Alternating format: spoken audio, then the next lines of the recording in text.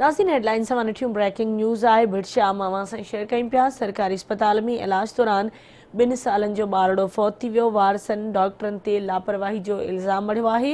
2 सालनि जो नरेश मेघवाड़ बुखार सबबि फौत थी वियो। वारसनि अस्पताल जी गेट आॾो लाश रखी धरणो हयो। वारसनि जो इहो चवणु आहे त डॉक्टरनि नींदर खे ग़लति इंजेक्शन लॻाई, जंहिं सबबि हू फौत थी वियो। तफ़सील मालूम कंदासीं। भिटशाम आवाज़ न्यूज़ रिपोर्टर मुस्तक़ीम समोसा सां लाइन ते मौजूद आहे। मुस्तक़ीम, कहिड़ा तफ़सील आहिनि, आगाह कजो। जी मुस्तक़ीम, जी जी कहिड़ा तफ़सील आहिनि, आगाह कजो। सरकारी अस्पताल में इलाज दौरान 2 सालनि जो ॿारड़ो फौत थियो आहे। भिटशाम में वाक़ियो पेश आयो आहे।